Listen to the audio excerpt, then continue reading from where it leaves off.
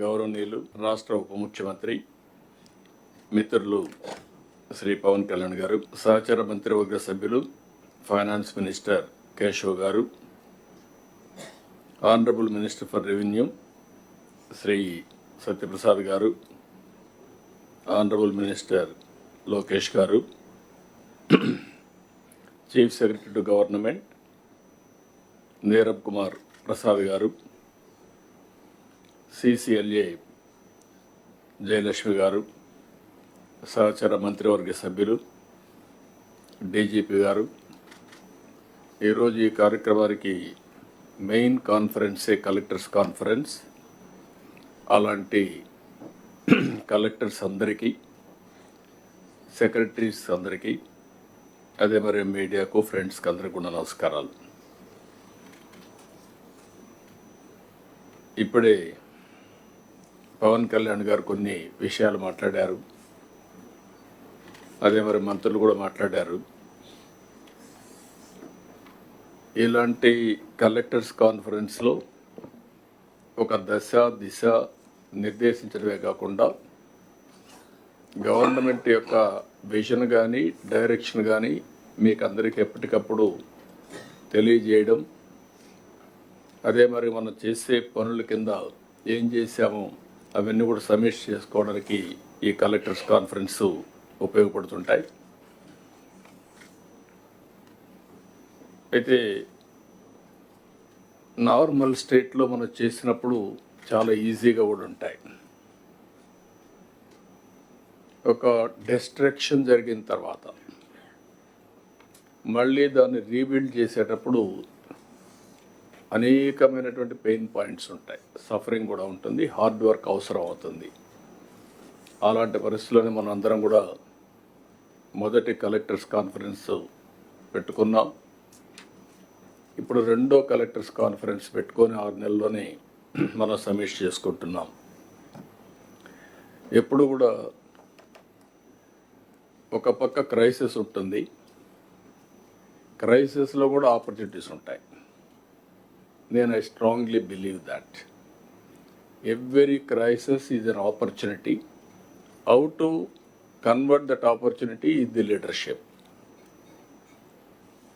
ఇప్పుడే పవన్ కళ్యాణ్ గారు చెప్పినట్టు మేమందరం కూడా ఎన్నికల కంటే ముందు ఒక్కొక్కరికి ఒక అనుభవం ఉంది.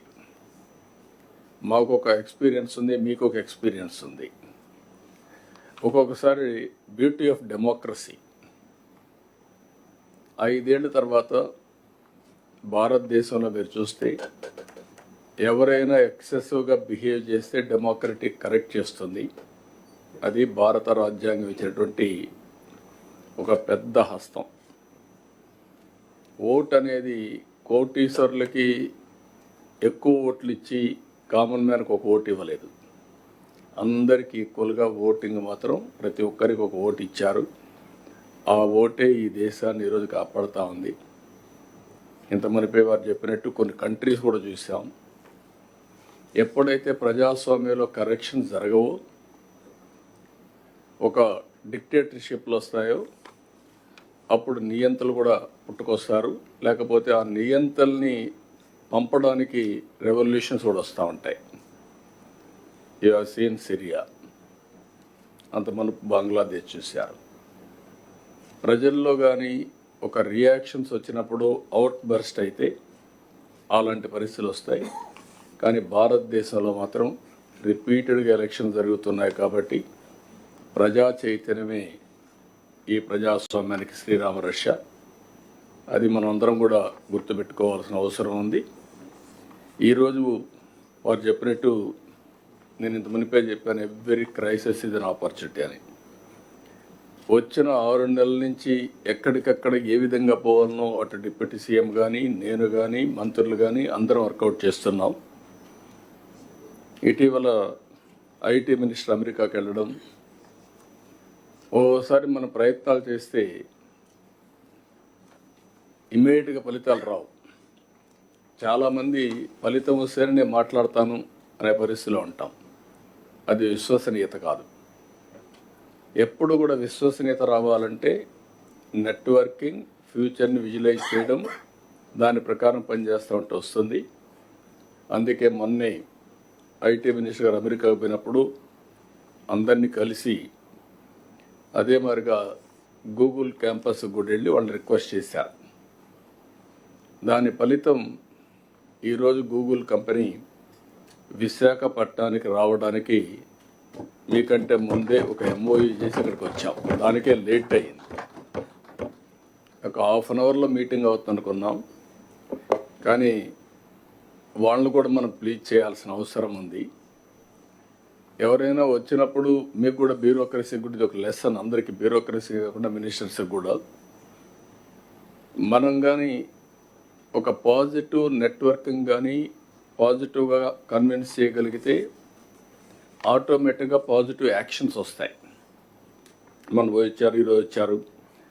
ఈరోజు నేను ఎప్పుడు మాట్లాడుతున్నాను, ఒకప్పుడు ఐటీ మాట్లాడాను, ఆ తర్వాత ఆర్టిఫిషియల్ ఇంటెలిజెన్స్ మాట్లాడుతున్నాం, ఇప్పుడు డీప్ టెక్ గురించి మాట్లాడుతున్నాం. అంటే వేరియస్ మార్పులు చేర్పులు వస్తున్నాయి భవిష్యత్తులో. వారు ఈరోజు వచ్చినప్పుడు అగ్రిమెంట్ చేసుకునేది ఒక ఎంఓయూ చేశాం. We're looking at a big opportunity in AI. signed an MOU with Google. This will help in huge development in Visakhapatnam. ఈరోజు వాళ్ళు వచ్చినప్పుడు అంటున్నారు, విశాఖపట్నం మీరు ప్రపోజల్స్ చెప్పిన తర్వాత వెళ్ళాం, ఫస్ట్ హ్యాండ్ కొంచెం సర్వే చేసుకున్నాం. మా లెక్క ప్రకారం one of the best city, we're totally impressed అనే పరిస్థితికి వచ్చారు. ఇప్పుడు బిగ్ ఫర్మ్స్ లైక్ గూగుల్ కానీ ఇక్కడికి వస్తే, విశాఖపట్నానికి వస్తే స్ట్రాటజిక్ ఇన్వెస్ట్మెంట్లో that is a game changer. ఎందుకు నేను ఈ మాట వాడుతున్నానంటే, డేటా సెంటర్ రాగలిగి అదే మరి artificial intelligence, machine learning, deep tech ఇవన్నీ కానీ ఉపయోగించగలిగితే ఇది గ్లోబల్కే, ప్రపంచానికే ఒక సర్వీస్ హబ్ కింద తయారవుతుంది. డేటా సెంటర్ వచ్చి, ఆర్టిఫిషియల్ ఇంటెలిజెన్స్ వచ్చి, అదే సమయంలో సీ కేబుల్ ఇవన్నీ కనెక్ట్ చేస్తే ప్రపంచానికి అనుసంధానం చేసే పరిస్థితి వస్తుంది. ఏఐకే ఇది ఒక స్ట్రాటజిక్ లొకేషన్ అవుతుంది. నేను ఇటీవల కాలంలో మీ అందరితో మాట్లాడుతున్నాను, మళ్ళీ కూడా ఈరోజు కూడా అంటున్నాను, మీరు ఎంత హార్డ్ వర్క్ చేశారనేది ముఖ్యం కాదు, ఎంత స్మార్ట్ వర్క్ చేశారనేది ముఖ్యం. మనకు అవుట్కమ్స్ రావాలి. మనం కష్టపడి పనిచేస్తున్న ఫలితాలు లేకపోతే దానివల్ల ఏది రాదు. అందుకే నేను కూడా రాష్ట్రాన్ని ఒక నాలెడ్జ్ సొసైటీగా తయారు చేయాలని. Knowledge economy is different, knowledge society is different. రేపు రాబోయే రోజుల్లో ప్రజలు కూడా హార్డ్ వర్క్ చేయడం కాకుండా స్మార్ట్ వర్క్ చేసే పరిస్థితి రావాలనుకుంటున్నాం. దానికి కావాల్సిన నాలెడ్జ్ సొసైటీగా తయారు చేయడం. ఇది వచ్చిన తర్వాత మళ్ళీ మీ అందరికీ ఎందుకు చెప్తున్నారంటే, మొన్నే ఆర్టీజీఎస్తో గూగుల్ ఒక ఒప్పందం చేశారు. That is a very good ఒప్పందం. అది నేను మాట్లాడినప్పుడు మనం అన్ని డిస్కస్ చేస్తాం, ఆర్టీజీఎస్ ఎట్లా పనిచేయబోతుందని. దీంతో గూగుల్లో ఏవైతే ఇన్నోవేటివ్ ఐడియాస్ కానీ ఇప్పటి వరకు గవర్నెన్స్లో ఏవైతే ఉపయోగపడగలుగుతాయో అవన్నీ కూడా మనం ఉపయోగించుకునే పరిస్థితి వస్తుంది. అంటే మామూలు డెవలప్మెంట్కు ప్రైవేట్ వ్యక్తులకే కాకుండా గవర్నమెంట్లో పెద్ద ఎత్తున మార్పులు వచ్చే పరిస్థితి వస్తుంది. ఒక ఎగ్జాంపుల్ మీరు చూస్తే, విశాఖపట్నం ఏజెన్సీ ఏరియా ఏదైతే మనకు గంజాయి పంట, దాన్ని ఐడెంటిఫై చేయాలంటే మన వాళ్ళందరినీ పంపించాలి. వీళ్ళు ఒకసారి పోతారు, సరిగా రారు, కొంతమంది పోయినా ఐడెంటిఫై చేయని ప్రాబ్లమ్స్ వస్తాయి. గూగుల్లో సెటిలైట్ తీసుకొని ప్రాబబుల్ గంజా ఎక్కడుందో ఒకసారి అసెస్ చేశారు. ఒక 4,000 ఎకరాల్లో ఉందని ఒక అసెస్ చేశారు. 4,000 ఎకరాలని మ్యాపింగ్ చేయడానికి డ్రోన్స్ పంపిస్తున్నాం.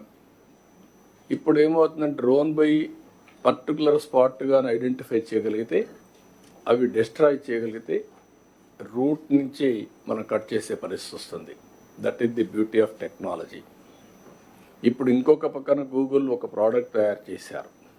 ఆ ప్రోడక్ట్ మీరు చూస్తే సాయిల్ టెస్టింగ్ కూడా, soil health, plant health, crop yield కూడా తయారు చేసే పరిస్థితికి వచ్చారు. వేరియస్ అప్లికేషన్స్ ఉన్నాయి, విల్ టాక్. ఇలాంటి వండర్ఫుల్ అకేషన్లో గుర్తుంటుంది 11వ తారీఖున కలెక్టర్స్ కాన్ఫరెన్స్. అదే రోజున గూగుల్తో MOU చేశాం. This is historic moment. That is a good news మీకే కాకుండా రాష్ట్రానికి కూడా, రాష్ట్రం నుండి యువతకు కూడా. ఇప్పుడు ఇక్కడికి వచ్చినప్పుడు ఇంత మునిపే నేను చెప్పాను, 5వ తారీఖున మనం మొదటి కలెక్టర్స్ కాన్ఫరెన్స్ పెట్టుకున్నాం. ఆ రోజు అనేక సమస్యల మీద మనం చర్చించాం.